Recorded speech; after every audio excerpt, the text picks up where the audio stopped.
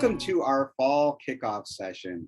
What we were hoping to do here today, and we hope this is why you're here with us, is for whether you're new to Yellowdig or if you've been using Yellowdig before, we want to bring you up to speed, remind you of what you may have forgotten and orient you to some degree and show you where you can go for answers after this session as well. So as you can see, we'll talk just briefly about Yellowdig's design and the pedagogy behind it. Then we're going to go through the platform itself. And we always do this sort of with a focus on not necessarily just, click here, do that, but how you would use this in your teaching and in your communities to get the most out of them. So we'll talk to you about how you can best get started, what to do once you get going, and using Yellowdig's rich data features to assist you along the way. And like I mentioned before, at the end, we're planning on doing a Q&A. And with that, I'm going to turn it over to my colleague, Brian Verdine, who can introduce himself, and then I'll introduce myself. Yeah, hi, everyone. I'm Next slide, Brian. What's that? Next slide first, man. We don't really need to go to the next slide. I know, but I'm sorry. Hi, everybody. I'm Yellowdig's head of client success, Brian Verdine. I started with Yellowdig about 3 years ago. Coming from a mostly academic background in psychology and education research. I got my PhD from Vanderbilt and went on to do a postdoc at the University of Delaware, started dabbling in ed tech, and then found Yellowdig about 3 years ago. So I've done a lot of the research on the platform and have been talking to a lot of instructors about how to get the most out of the platform, getting a ton of the feedback from students, and also working with our development team on adding features and things that people are looking for and that will help really build better interactions for students. So that's my sort of background, and I'm really happy to be talking to a group of people that are going to be using Yellowdig and hopefully getting great outcomes this fall. I guess that leaves it to me. I'm Bob Erdeschek. I'm Yellowdig's senior academic liaison. I'm sorry about that. Topic, title, whatever it is. Anyway, and my job is to work with our partners to help them get the most out of the platform from an academic point of view, whether that's onboarding or providing ongoing support, meetings, pointing out resources, or even brainstorming about how to use Yellowdig in your particular courses. And my background, I also come from a higher education background. I started teaching a little before the turn of the century. And then at the turn of the century, I worked at Rochester Institute of Technology as a faculty developer instructional technologist, where I was helping instructors put their courses online even back then, even if it was distance or even blended. And while I love the promise of online learning, the pedagogy and the tools didn't, for me, bring the community and the student engagement that I was looking for. So I moved on and I taught political science for over a decade. And in my own courses, I stayed away from the learning management systems, tools for engagement, because I didn't feel like I mentioned, that they did what I needed them to do. And I tried all kinds of crazy things outside the LMS, like Facebook or AOL, Instant Messenger, and all kinds of other things. And those had their own set of problems. So when I found Yellowdig, I realized that this is what I had been looking for. And as I mentioned before, now I work to support faculty who are using Yellowdig in their courses. All right, let's move on, shall we? So Brian, tell me about what we're looking at here, man. Yeah, so, Yellowdig's basic concept was set around trying to create a complete educational experience. And we've sort of focused on a lot of the ideas in the community of inquiry framework. And we certainly feel like a lot of what ends up going missing in course design is the social presence element of this framework, where students really have the ability to participate with other members of their community, project themselves socially and emotionally in that space, and really communicate with others. And there are a number of important aspects of that. And one of the things that we've seen happen over time is that a lot of times social tools within a classroom are used in a way that actually sort of adds more cognitive and teaching presence, without allowing some of the open discourse and things like that that social presence can really enable. Um, and so, really quickly, we kind of feel like, just having a campus doesn't ensure that for your course, doesn't ensure that students are actually interacting with one another, especially in those giant lecture halls where sort of everybody is focused on the instructor. There's not a whole lot of actual social presence within and between the students and the instructor in those kinds of situations. Also, depending on the design of the course, the social tools that are being used may not actually build social presence. And that's certainly true if students aren't actually motivated to use those tools and don't use them. So a lot of what Yellowdig is trying to do is sort of tackle that problem. And I think it is a problem. I think that instructors on the whole don't value the social presence as much as the teaching presence and the cognitive presence. And it is valuable to students to be able to share perspectives, to learn from each other, to ask and answer each other's questions. And Yellowdig really makes a big difference in making that happen in your communities. I guess we can get on. So what we really saw, in the landscape as we started building Yellowdig was that the typical social assignments in courses usually involve the instructor putting up some kind of assignment and students being told to respond to the instructor and then sort of talk about whatever their initial response was. And then to kind of repeat that once a week or once a module or whatever the structure of the course may be, but to kind of repeat that weekly or bi-weekly or something. And there's a couple of things that we noticed specifically that are kind of damaging about that framework and that Yellowdig was designed to circumvent. One specific thing is that prompts and that sort of assignment focus create a strong focus on what the instructor is interested in as the audience, but it doesn't actually encourage students to think about other students as the audience member. And that yields a lot of sort of talking to the instructor. There's also this problem of cold starts, right? So your go-getter students that come in at the beginning of the week respond to the instructor, but they don't actually have anybody to interact with socially. And so they actually learn to procrastinate more by the end of the course. Due to it's also sort of encourage waiting. So you get a lot of students that will just say, okay, I have to finish this assignment and I'll just wait until right before the deadline. But if you think about the social experience for those people that are coming in right before the deadline, they're posting responses to the instructor and to other students, but nobody's ever reading and responding to what they put into that situation. So they're not really having a social experience at all if they're procrastinating to the deadline. And in a lot of cases, you're creating more procrastinators as the course goes on. And I'll just add that you're not really having a natural conversation in this element either. You're all responding to the same prompt, and then you're all responding to each other having written to the same prompt. So it's not a type of conversation that you would have with real people in real life. So let's move on. And this is how we best envision and sort of talk about Yellowdig communities.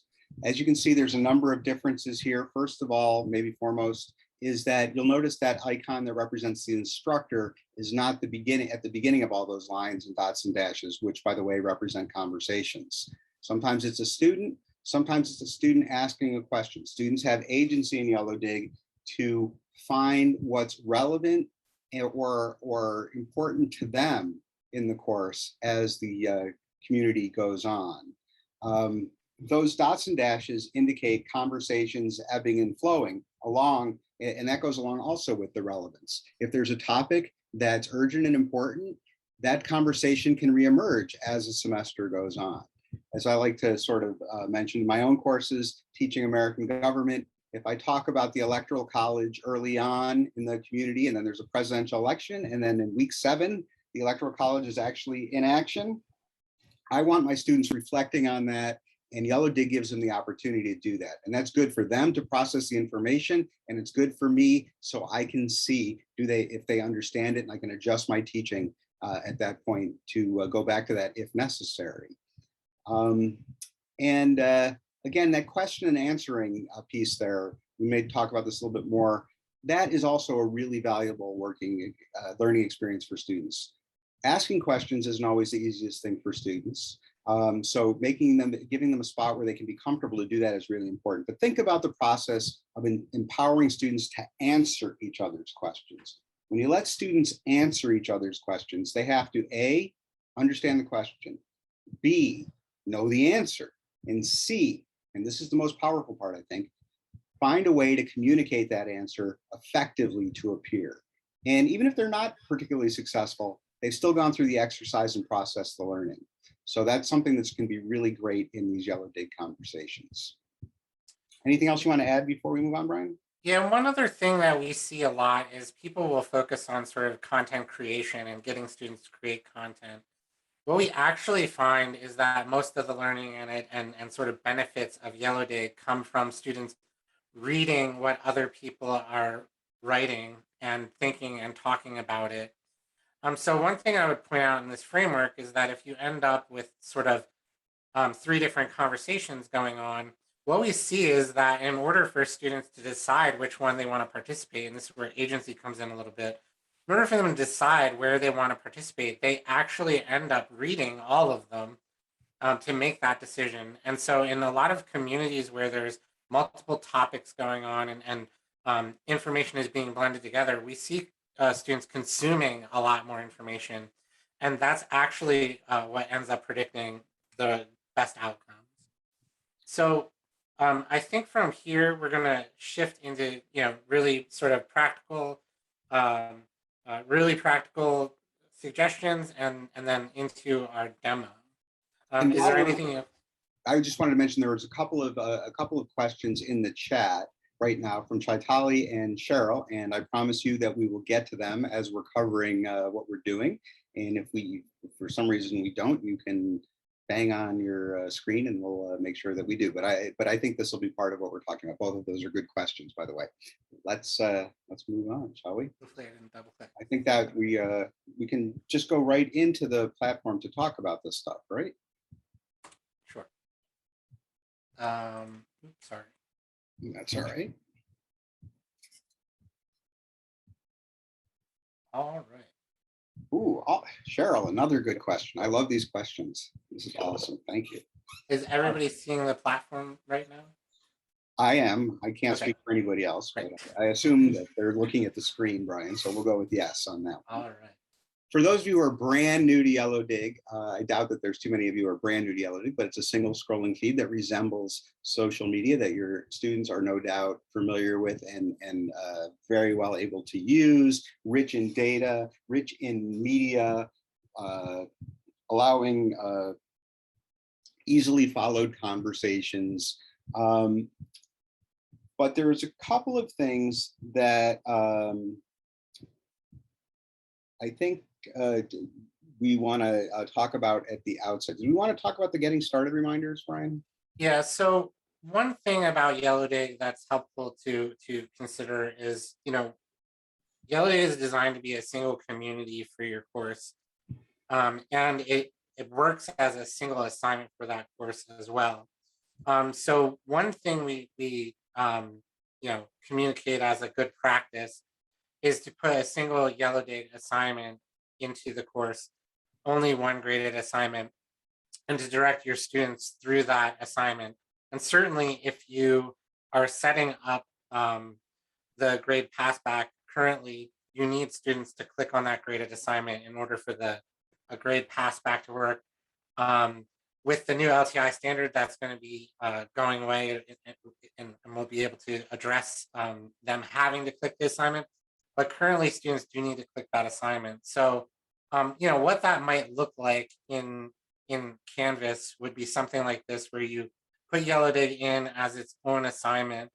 And then if you wanted to have reminders to participate in Yellowdig, our suggestion is usually to copy the link for the assignment. And then when you're setting up any reminders reminders later in the course, you can just link back to that assignment. That helps students understand that Yellowdig is a single assignment that runs through the whole course. And that also works well to make sure that the only way that students can get into Yellowdig is through that graded assignment link. One other general bit of feedback is that most student access issues are related to their specific tech or their specific settings. So if students are having trouble accessing the platform, we always suggest they reach out to support at yellowdig.com individually, because in a lot of cases, the solution to their problem is an individual solution. The other thing is that the most common issue is related to cookie settings within their browsers. So a lot of times just alerting them to the fact that they might have to turn on their cookies or something like that will help solve that issue. And one other thing is that a lot of people will open Yellowdig inside of an iframe within the learning management system, rather than launching it as its own tab, as you see here. iframes have sort of additional cookie restrictions. So sometimes launching in its own tab, if you have that option, is a good way to avoid some of those problems as well.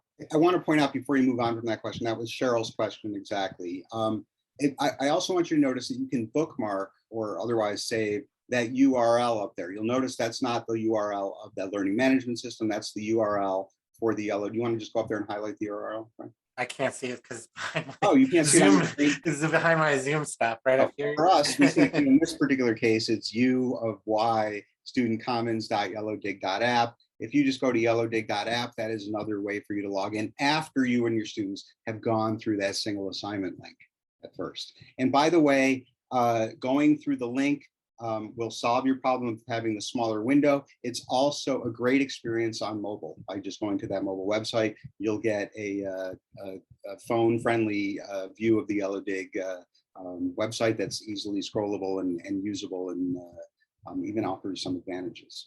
All right, so I hope that answers your question, Cheryl. On that. By the way, you can always, when you're in your LMS and you want to open in a new tab, if it's opened in the LMS, you can right click or whatever your browser equivalent is on where it says under community, it says Business 101 up at the top, up on the right. And if you click open in a new tab, that should take you also there. But then you have to switch to that window. Very good. Okay. Awesome. While we're here, the other thing that we wanted to talk about that was pretty important was getting students into the community. Brian already mentioned the LTI link through the single assignment link. You may notice, though, that if you go to the members area, if you happen to go to the members area in Yellowdig, you'll see that on the members list, which shows you your roster of students, there's also an invite button. That button is meant primarily for co-curricular use outside of the learning management system. It would allow you to invite guests, but we would urge you not to use that to invite your students to your course LMS-based Yellowdig community. And below that is another invite via link, excuse me, I'm sorry. That is wonderful when you have communities that are for single events, like a poster session type of event or something like that, when you need to get a lot of people in who haven't been in Yellowdig before and who are not, again, associated with a particular course community. But generally speaking, if you're using Yellowdig for courses and you're integrated with a learning management system, you're not going to want to use either the invite link or the share link. And the biggest reason for that is if you invite students via either of these methods, they definitely will not get the grading set up. And students will possibly be able to create duplicate accounts because they can sign up with an email address that wouldn't match the institutional email credentials that are coming to us from the learning management system. So use those carefully, and we're happy to answer any individual questions for use cases if you have them. And before we completely leave this, I want to point out that Helen has said correctly that when you're creating a Yellowdig link to your course in Canvas, you can set the assignment to open in a new tab. And also, as to Herschel's question, how do I link Yellowdig in a Canvas module? We will show you, we can share some resources from our knowledge base with you that provide instructions for that. Yeah, I'm hesitant to do too much in the learning management system just because we know there's a whole bunch of different ones across our audience. So we'll share out some links if we can before this is up. If not, definitely reach out to us and we can get you those resources, no problem. All right, so let's move on back to the community, I guess, right? Yep.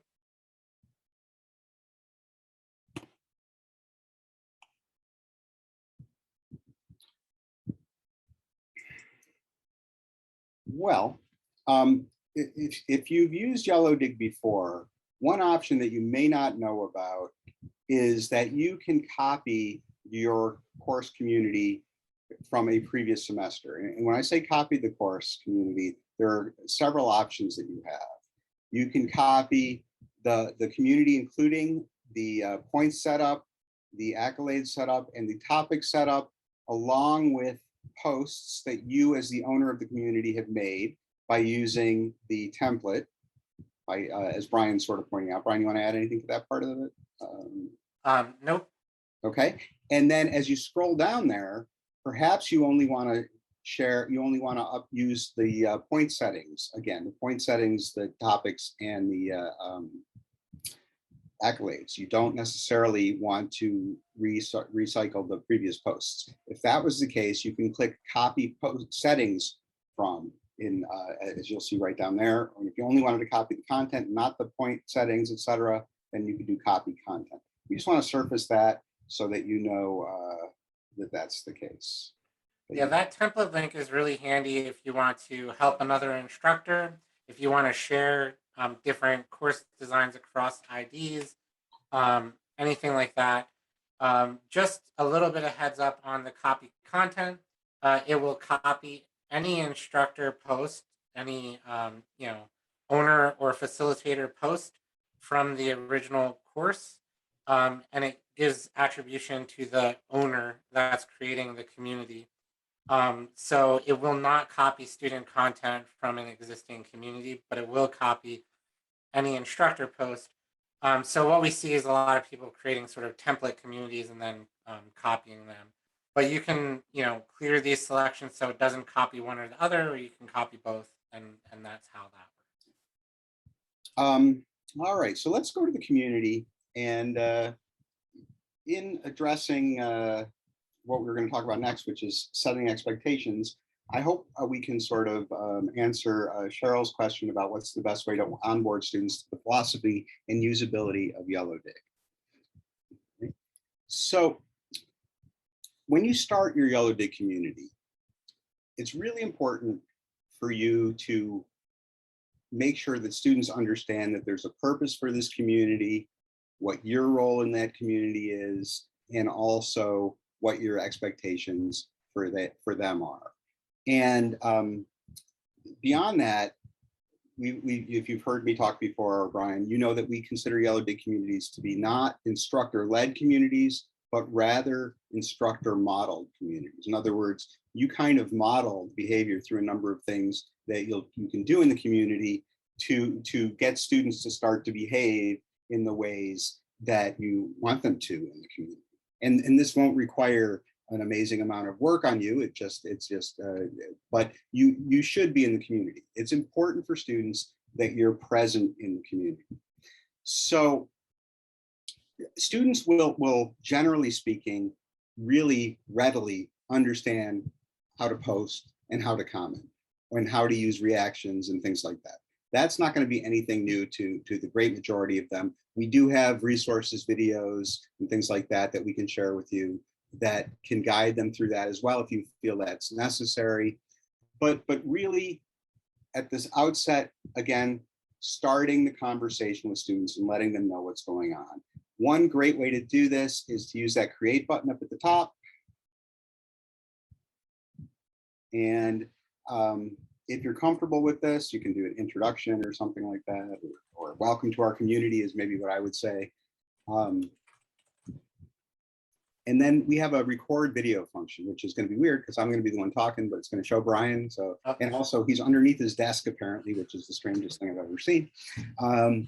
But so taking that video, you have 90 seconds in that video. You can also upload your own custom video using the other video button. Brian, which you might want to show, that's audio. Video starts with a V. All right.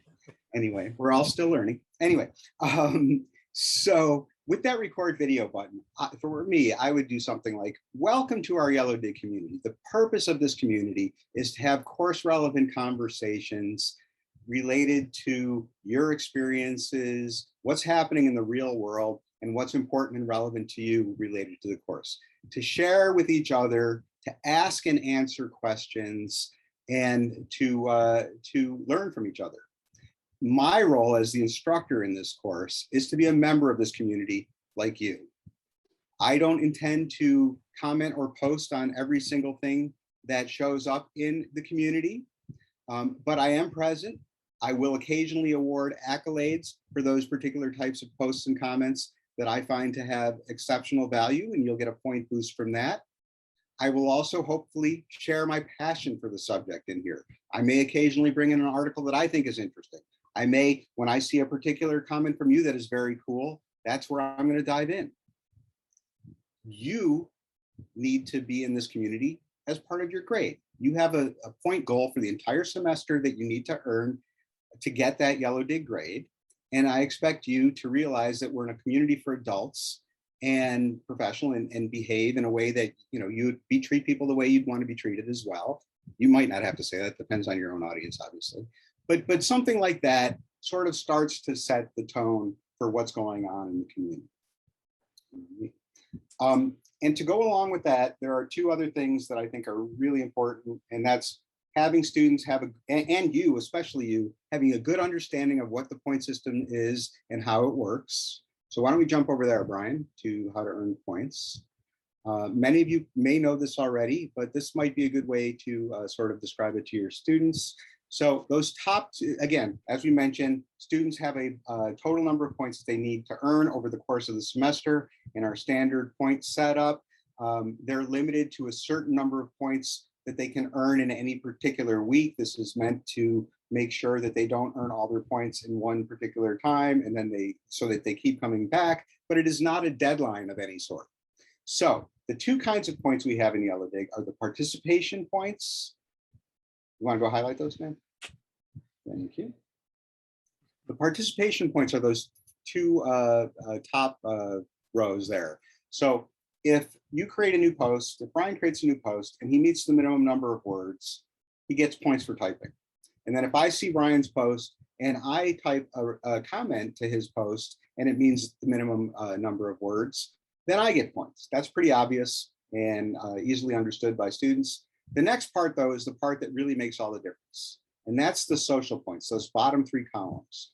So going back to what we just talked about, Brian created a post, he got some points for typing. I commented, I got some points for typing. But now, because I commented on Brian's post, Brian is awarded additional points, okay? And even if I reacted, gave a thumbs up to Brian, he would be awarded some additional points, right? And this does a few things. First of all, off the bat, it tells Brian that if he goes in earlier in that earning period, more people are likely to see his post that week, thus making it easier for them to get more points from their peers and maybe not having to work as hard to get to their point total in that particular week, all right? If we turn it around though, just a little bit, this time I post and Brian sees my post, but he doesn't comment on my post. Brian, why didn't you comment on my post, man? Wasn't that interesting, Bob? It wasn't that interesting, and that's a story of my life. But yeah, I went in early in the week because I understood that I could get these social points from my peers, but I wrote something that wasn't relevant, wasn't interesting, probably poorly written if you know me at all, and nobody would be interested in that. So hopefully this tells me to be more careful, be more conscious of what I'm posting and creating in Yellowdig. So it's not only going to get rid of that procrastination issue, it's also going to improve the content that is there. And before we leave this, the other thing that I think is vital that you and students understand is the value of commenting. If you'll notice, we're awarding in this particular area 250 points for posts and 190 points for comments. What you don't see there is that comments are where there's a minimum number of points per comments or words or whatever. Anyway, what I'm trying to say is that the comments are worth at least as much per word as posts. And what this does is encourages comments. Students can easily earn all their points through commenting and not posting at all. We don't really have a community if all anyone is doing is posting. What we want is to create conversations, and valuing comments encourages that. And to those of you who might say, well, reactions are dumb, I don't want to enable them.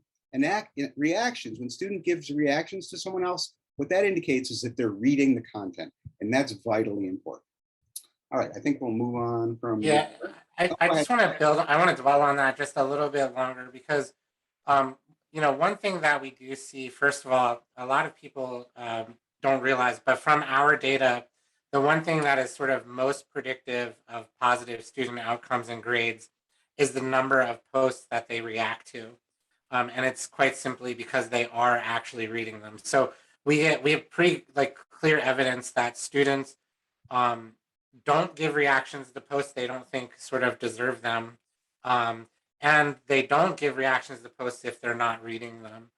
And so you definitely want to encourage students to be reacting because they will be reading them. But maybe more importantly, you kind of want them to be reacting more naturally. There's higher quality, better posts in communities that have a lot of reactions in general. All right, Brian, I want to be cognizant of the time. We're already at 3:35, yeah. So let's move along here because I do want to get to questions. So the next thing that we wanted to share was topics. Again, the other thing that really create meaningful, course relevant conversations in Yellowdig is the proper use of topics. First of all, at the bottom there, you'll notice it says topics are required. Please make sure your communities are set that way by going under settings and choosing topics and clicking topics are required. That should be the default. But what that does is it makes it so that every time anyone creates a post, they have to add a comment to that. And without going too deeply here, those topic tags work as filters, making it easier to find those conversations. It makes students think about what they're posting and where it belongs in the course. And it allows you under the community health area to track which topics they're spending the most time on. And the thing about these topics is oftentimes people who are used to teaching a particular way are used to doing what they're normally going to do would consider labeling these week 1, week 2, week 3. That really doesn't sustain conversations. Instead, what you'd like to do when you're creating topics is create a list that reflects your top level syllabus subject matter, or another way of putting it, the conversations you want students to have in Yellowdig. So don't use week 1, week 2, use something thoughtful that relates to what your content is. And as Brian's pointing out, our exciting new feature, you can now reorder topics.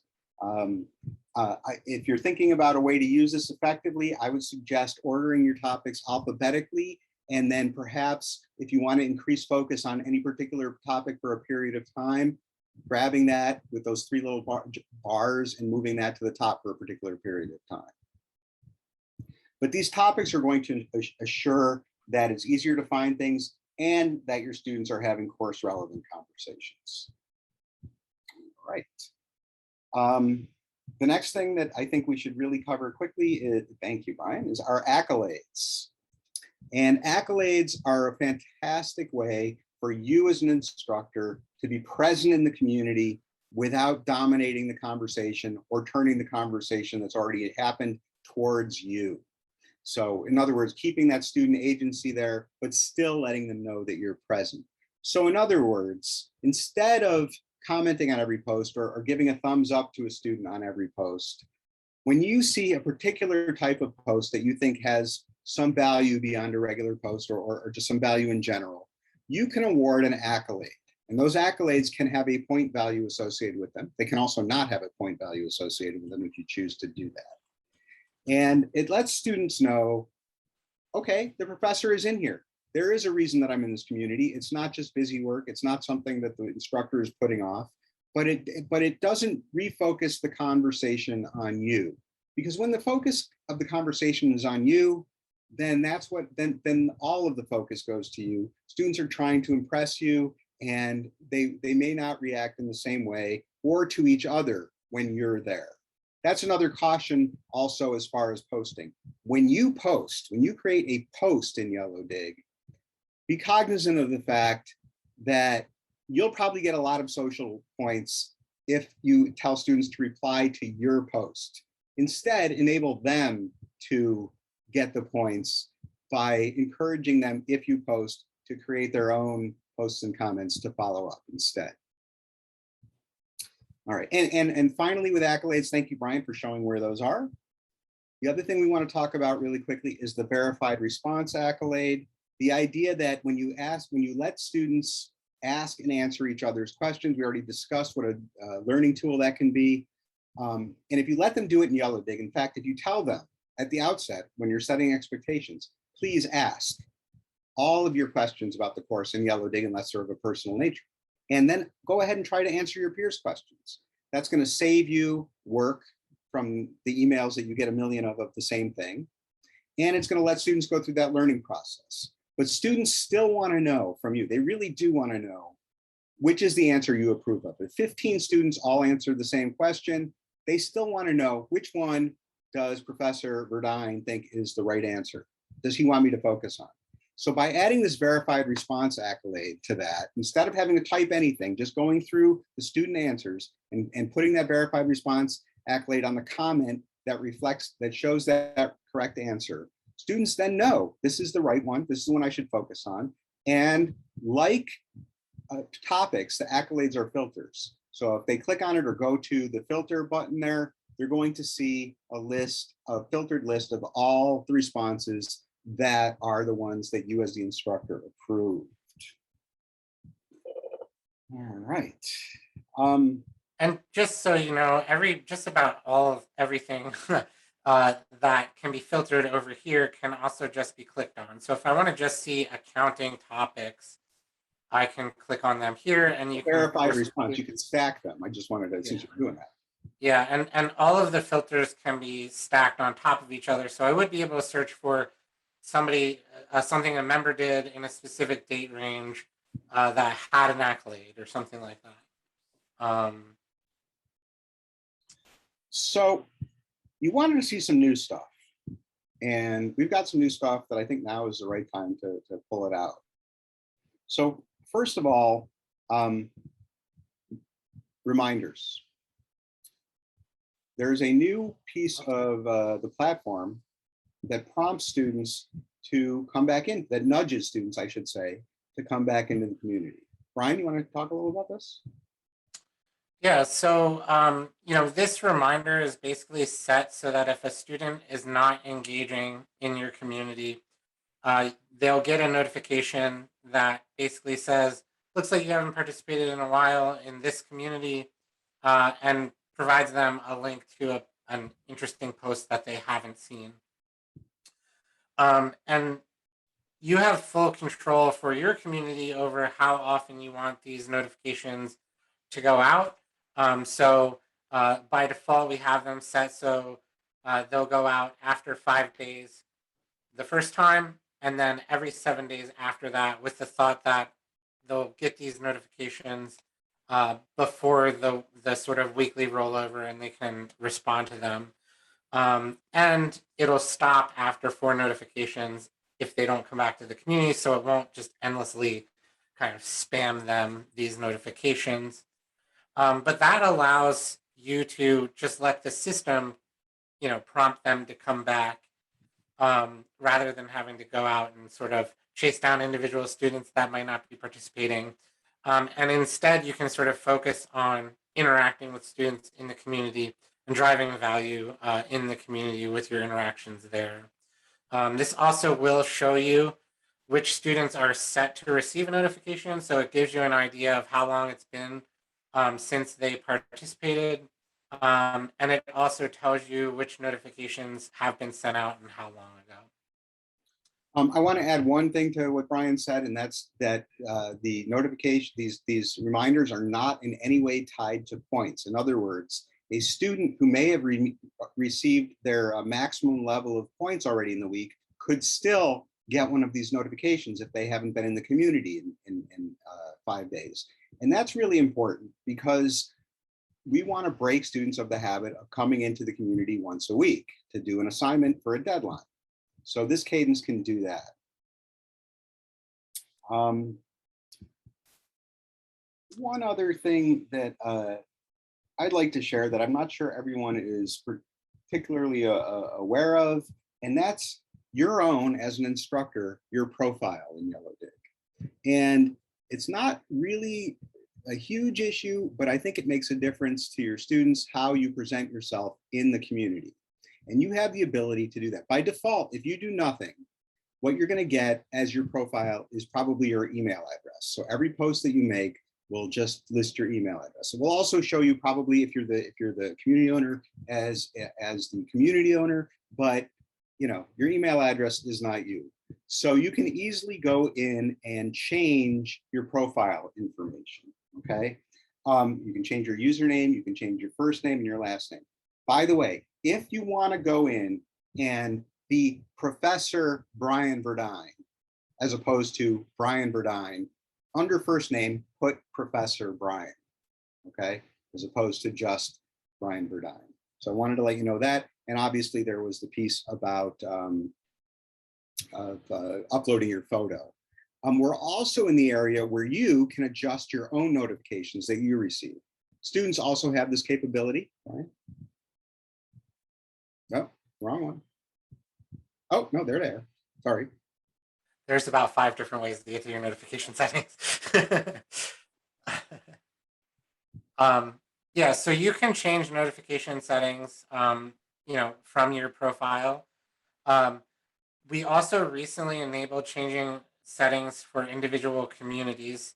And you can see here that I have one override for one community where this community setting is different.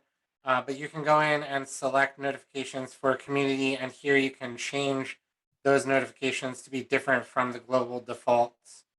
You can also access those per community notifications from inside of the community itself.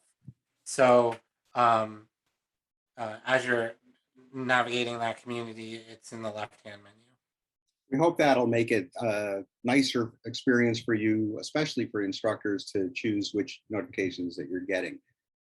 We want to get to the questions, but I have one last thing that I think is pretty important that I want to just share, and it's something that a lot of instructors miss completely, and that's under data. We have a couple of options for you to sort of find out a little bit more about what's going on in your community, whether that's in the community health area, in the reports, or the network graph. You want to get over there? I'm sorry, I was reading one of the questions. Where did you want me to go? I'd like you to go to data, just so we can point out what's happening there. So there are a couple of options there under data. A lot of times people may not notice that, that give you some important metrics about your community and that you can use to adjust. This first one is sort of a summary, and the important information right there is the conversation ratio. That's the number of posts to the number of comments. In your standard discussion pedagogy, that would be 2. In Yellowdig, we like to see 6, 7, 8. That'd be wonderful if you're able to get that kind of results, and many people do. I'm going to move on to the next one, the health check. We'll show you at the top whether you're in line with our basic best practices through a series of check marks when it pops up. Yep. But probably more important than that, at the bottom are your scores of your community relative to other Yellowdig communities, either at your institution or globally.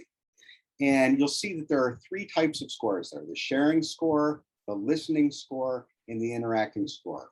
I would encourage you to be most concerned about the interacting and the listening scores, right? The listening score shows reading, that people are involved in what's happening in the content. And the interacting score shows how they're connecting with each other. The sharing score is more performative of what people have posted, but that doesn't really necessarily give you an indication of how they're interacting with each other. So I want you to be aware of these. Obviously, you'd want to see scores in the green for yourself, or at that level, at that side. And then the last thing I want to show here is the topics. Oh, sorry. You don't necessarily even have to go in there, but you can see, I mentioned this before, this is how you can see which topics your students have spent time on and which topics they have not. And if you scroll down, you can see their student results on those individually where they've spent time. That might be an indicator for you of a problem or of an expert in some way or another. Really quickly, let's go to reports. I know we're rushing this, but I just want you to see these things at least and be aware that they're there. If you want to see how students are doing and any particular student is doing, you have this student point report, which shows you where their current progress is, and you can click that log to see individual progress and all the activities that they've done. If a student has a dispute about a point or something like that, that's the place to go to see what they've done, and you can see if they were awarded their points for that. That should solve most of your problems as far as that goes. At this point, Brian, unless you have something else, I think we should go to questions. Yeah, I think we should do that as well. I saw a couple that I think that I can address pretty quickly right off the bat. So topics can be layered on top of one another. And in fact, we've made it so that the window doesn't just disappear when you select one, hoping that students will select more than one, because we do think that that's important functionality. Here you can see that at least one is required, so it wouldn't have let me post without that. We consider topics to be the top-down sort of organization from the instructor. We haven't talked about hashtags, but hashtags can be added. Sorry, I shouldn't have closed that. Hashtags can be added by anybody as they're going, and they can either use ones that have already been created or they can create new ones. And hashtags work exactly the same as like filterable units or whatever, but students can create those. And we see that as sort of like the bottom up way that they can choose to organize some of the things in their community. And maybe it makes sense for you to think about whether some of those hashtags should be topics. And of course, there's other ways you might decide you want to use hashtags in your community, but those both work. And the other piece of that is that topics can be required to add to posts, which we just explained why that's very valuable as far as that goes. While we're in that, yeah, you're going exactly what I was going to mention. Yep. Somebody asked, Tina asked about poll. Yeah, so the poll options, just you can add additional, options there. You have a few ways that you can decide to show the results to users, either before they vote, after, during, whatever. And you can set a sort of limited response window for those polls as well. Then when you post it, it will just display those options within the post. So before you leave that, one thing that's unique about Yellowdig compared to, say, a LinkedIn or a Facebook or something is that you can do more than one thing in a post. You can write some content, you can add a poll, you can add an image, you can add a video and a PDF all into one post. So when you're thinking about how you're organizing what you're putting in Yellowdig, you might want to remember that you can do more than one thing at a time in those particular posts. I want to get to Chaitali's question. How can I set up Yellowdig to skip a week, such as Thanksgiving week? Brian, is there any way that we can address this? Yeah, so in the point setup, there's a notion of a buffer. And because Yellowdig is a single course long assignment with a total that they have to get at the end, what we recommend that you do is just increase the buffer so that students can take a certain number of weeks off during that period. And if they choose to participate, they can do that. Or if they choose not to, they can do that as well, right? So every point that a student earns actually goes to their total goal for the semester. And if you want to give students more flexibility, you can just increase the buffer. And we have a recommendation here of 20 to 30%. That would mean in an average, 10 to 14 week course, students can take a week or two off, and earn the max the other weeks, and they'll be fine. What we've been finding is that students like the flexibility, and it doesn't really hurt outcomes that much. So I've been starting to sort of increase the amount that I recommend putting a buffer in, and sort of starting at a minimum of 30, thinking about 40 or 50% even. Because students, as they get engaged and start participating, will come back often, participate. They're getting notifications as they interact with other people. They'll get the reminder notifications if you set those up. And so they have reasons to kind of come back to the community regularly. And we think you can give them this flexibility pretty easily, and it really helps them, catch up if they fall behind, or get a little bit ahead early in the semester, or maybe if they don't get started, they can kind of catch up at the end. So there are a few questions about the grade book itself and how points become grades, and student understanding of that. And the first thing I just want to add is that in your learning management system, and I think this is going to address one of the questions, the assignment link is necessary to create that pass off of the grade book from Yellowdig back to the grade book. So if you put the link somewhere else, it would not create that connection, depending on your LMS specifically. So that's the first part. The second part is, as Brian's going to sort of point out, Yellowdig grade passes back as proportion, because it's really not a grade until the end of the semester. It's an assignment in progress during the semester. So oftentimes teachers get fewer questions if they mute the grade book entry for Yellowdig. It'll still take all the grading information and just make that public at the end of the semester. And during the semester, point students to the true point of truth for the entire semester, the place that will always be right, the Yellowdig point modal that Brian's pointing to right now on the right side of the screen. If they go there, they will see how many points they've earned for that current earning period, what their pace is towards their total goal. And if they click underneath that, there's a My Participation button, which can really give them detailed view of everything they got points for. They'll be able to see their own activity log, when they got accolades, and how much further they have to go to get to where they need to be. So again, the key recommendation there, generally speaking, is to create that grade passback, but to have students focus on the Yellowdig representation of their points during the semester and mute that grade book for that period of time.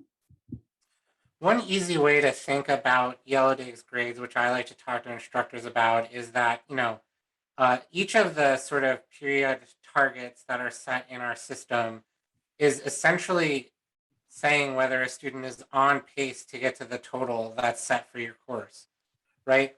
So if a student is on pace to get to that total, they need to be earning in this community about 1,000 points per week.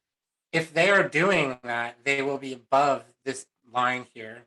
Their point earnings will be above this line. This student has only earned 50 points and is way below it, right? But if students are on pace to reach that target at the end, their point earnings each week will be at or above these blue dots.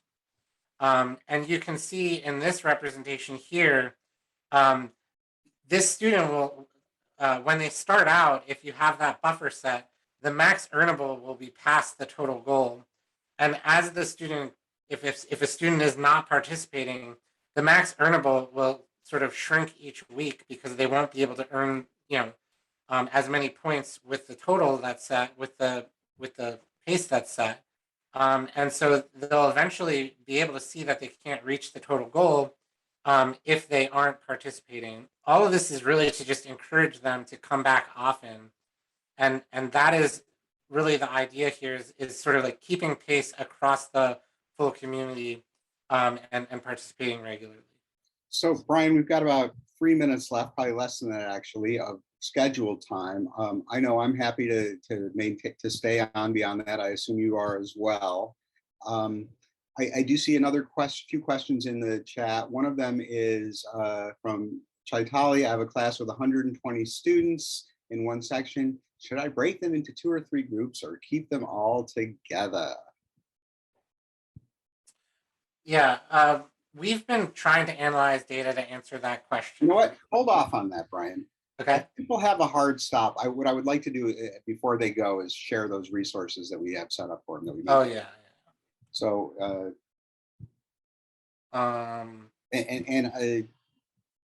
Thank you all for if you have to leave for coming. We really appreciate that you're taking time out of your day to get ready for the semester. It shows that you care about your students and you care about your course, and we think that's really important.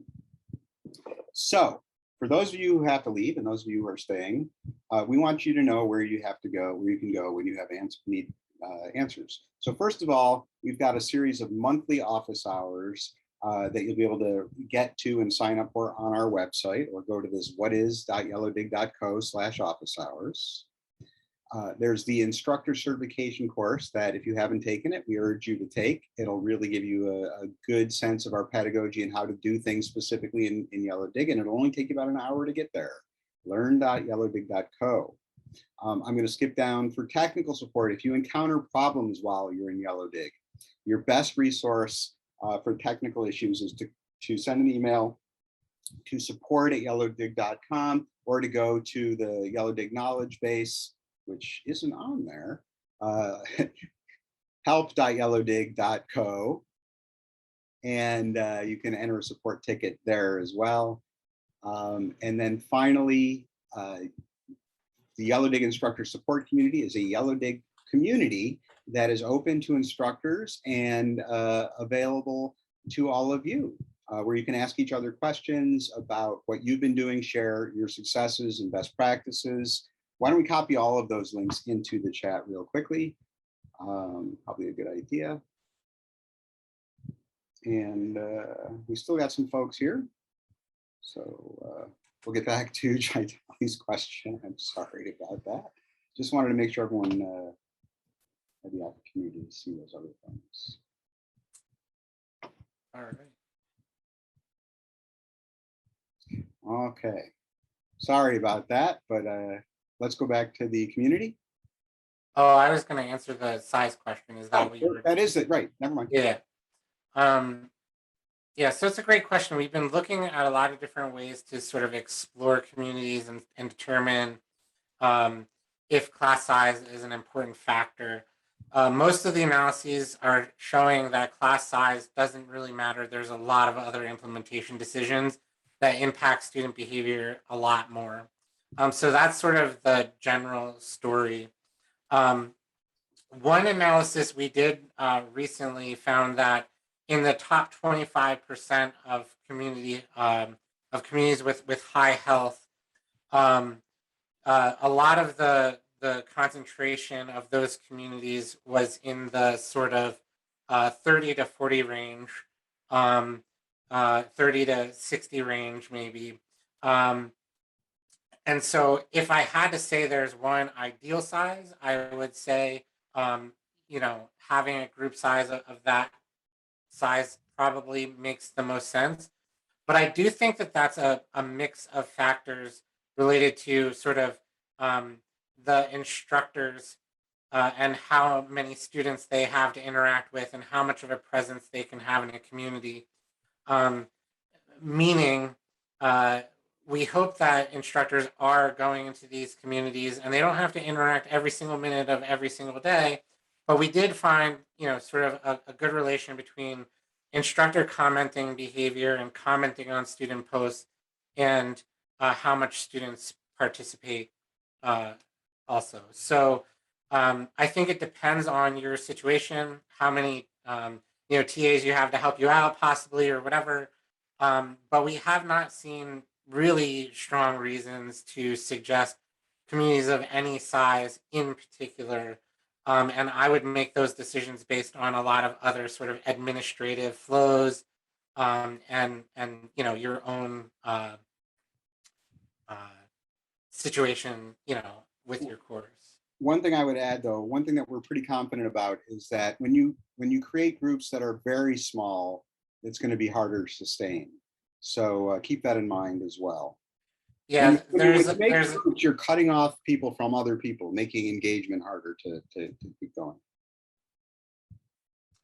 Yeah, one thing that helps drive sort of an organic re-engagement and a little bit of FOMO is some a reasonable amount of content that students are have to interact with, right? So as you get to smaller, really small sizes, if the community just doesn't produce enough content to get students to come back all the time, we see students kind of spacing out their re-engagement a little bit more. That doesn't mean that any other technology isn't going to suffer from that exact problem, but it just means that with smaller groups, they can only generate so much content unless that's all they're doing, in the course. So there's a few people left, and we're still at 10 people left, and a few more questions. And the next questions I want to address are Jamie's questions. Your first question: do they always have to link to the D2L if you set up the LTI link? No, they should only have to go through that once to populate them in the course. Then they can enter through the URL. The second question that Jamie has is, can we create content and set it to post at a later date? Brian? Currently, that is not something that you can do. And part of the reason that we think about that way is because, in a standards for a social media style, we want people coming and posting as interesting things happen that are highly relevant to what's going on now.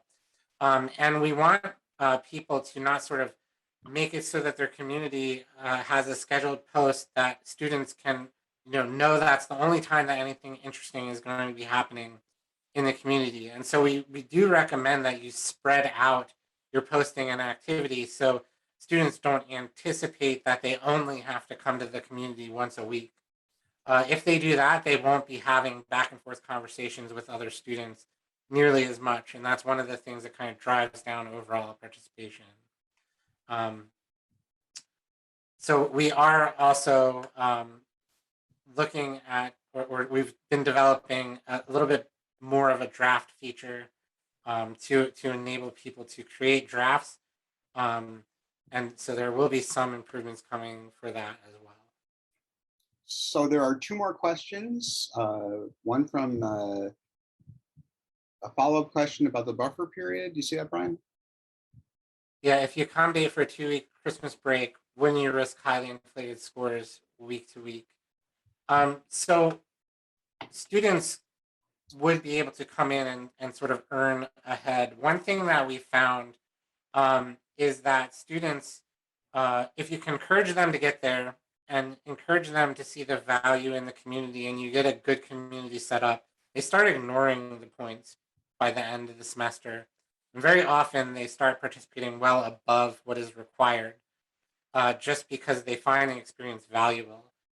So at least one answer to that is if you get them to come in early in the semester to earn extra points, they almost always continue to earn extra points as they're going because you get them engaged there and get the community going.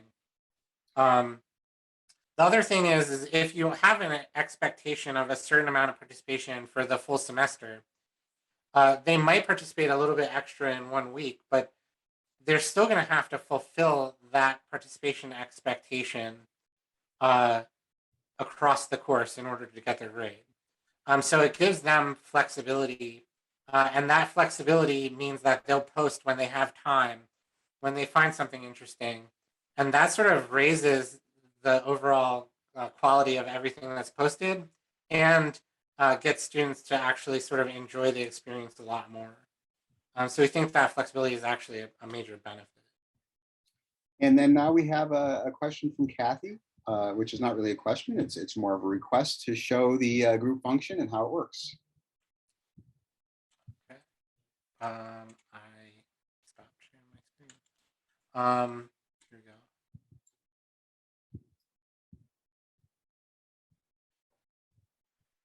So the group settings are just here. And the way that Yellowdig's group function works is that when you enable it, it will automatically assign anybody that's in the community randomly to the number of groups that you configure, right? So you turn on groups, we set the group count, and it will automatically assign them. Then I can move students to other groups if I want to reassign them, and I can edit the names of the groups themselves. But if I were sort of coming into this cold, we would just enable groups and edit the group count to 2. And when you do that, it will reassign students to their 2 groups. Anybody new that would be added would be round robin added to the smallest group until they're even, and then it randomly assigns them. I don't know if there's any other questions about that feature specifically. One thing about the group posting is that you can make it so that students can only post to their group or post to the full community. So there's a selector when you're creating a post, and depending on what this is set, they'll either have that selector and can post to their group or the community, or they'll only be able to post to their group.